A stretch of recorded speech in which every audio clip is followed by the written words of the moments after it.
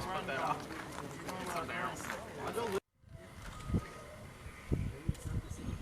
we got 5 guys moving with their weapons in front, moving down the road towards us now.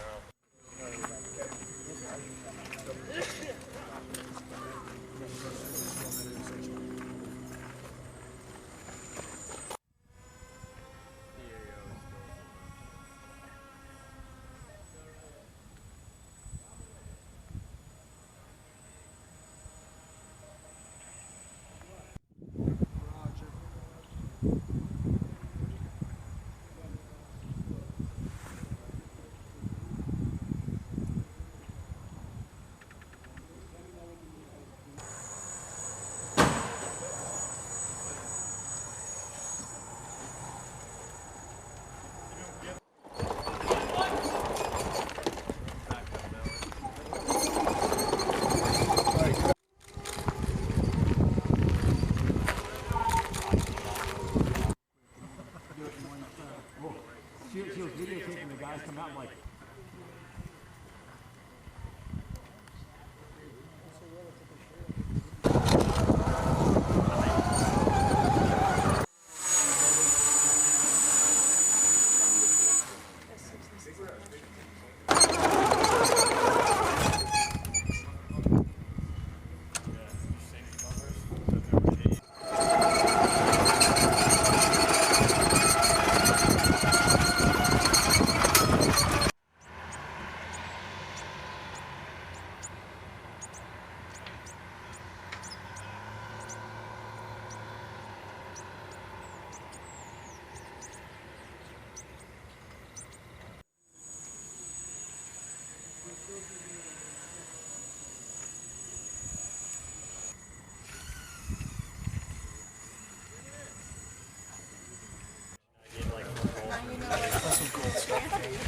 Yeah, I've got just a few.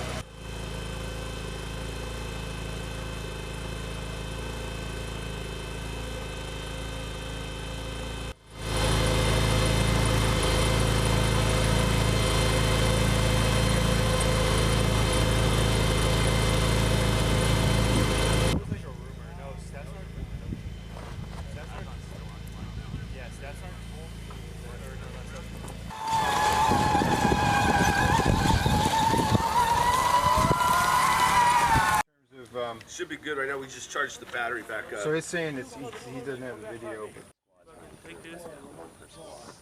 So we're just going to have them use one per squad.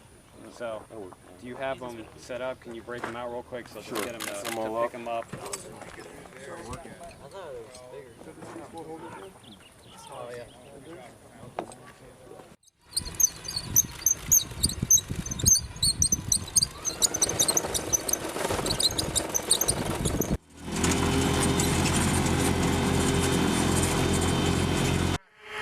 Weapon station, you want this power on the whole time. If not, you want to turn it off because she'll draw power on that.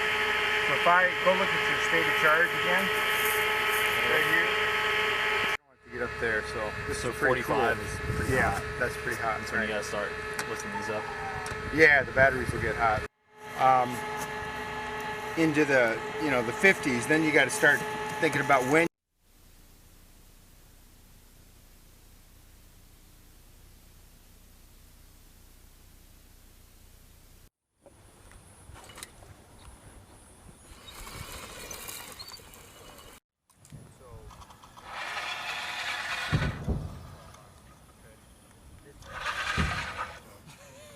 This is an enabler. It's a force multiplier, and it'll preserve and combat power, you know, from a safety standpoint, but it'll also allow them to cover more area, larger area of influence.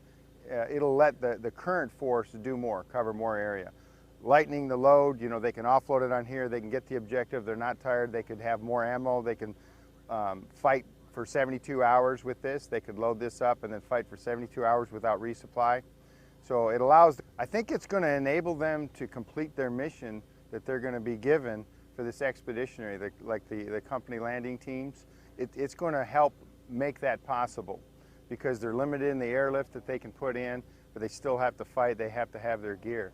So I think it's an enabler for the upcoming missions and the expeditionary profiles that they're looking at. This is the General Dynamics Land Systems Multi-Utility Tactical Transport, or MUT. So yeah, so this is the tracked version of the 4x4.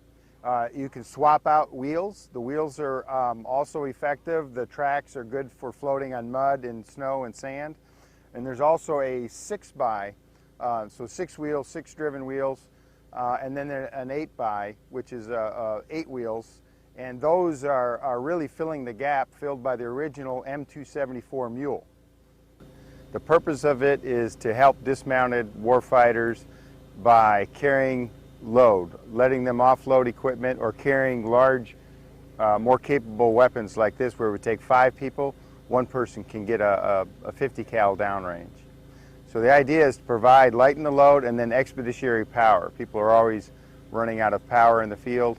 This will allow them to bring more gear, more batteries, or a charger to charge up their batteries. Today, what we're doing is a final exercise. For the past 6 weeks, these Marines of Kilo 35 and McWill have trained to the technologies that we're integrating. So at the Marine Corps Warfighting Lab, we test and evaluate future concepts and technologies. We have a concept-based experiment that we're doing. We have over 40 technologies here with the CLT Kilo 35. Some of them range from 5 unmanned ground vehicles to 5 unmanned aerial systems. We're looking at technology that reduces logistics, which we have termed logistics demand reduction. Now we have unmanned ground vehicles which can actually carry 240s and 50 caliber weapon systems, and it can be right next to a foot mobile company. So now we're bringing weapon systems that are not normally foot mobile to the company itself. We have 5 unmanned aerial systems that we're going to be playing with.